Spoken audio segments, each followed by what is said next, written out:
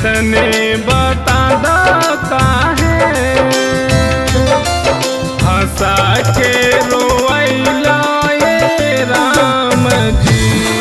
बस इतने बता दो काहे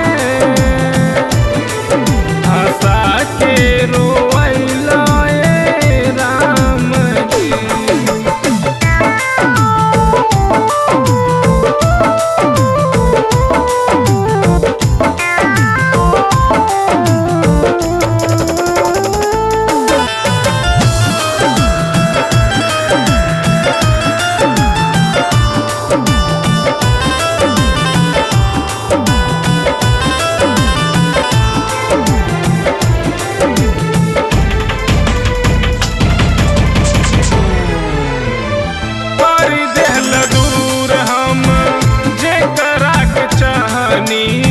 त्याग में जेकरा जियत हम रहनी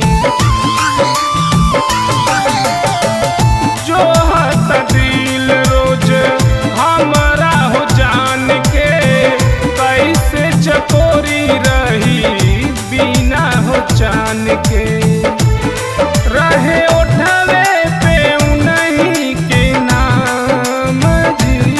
बस इतने बता दो काहे हंसा के रोइला ये राम जी।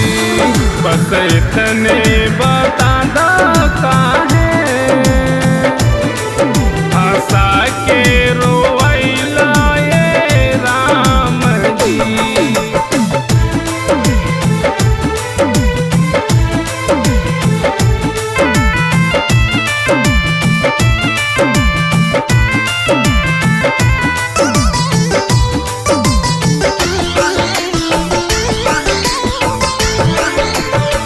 जान बिना भइल बाटे देहिया बेजान हो।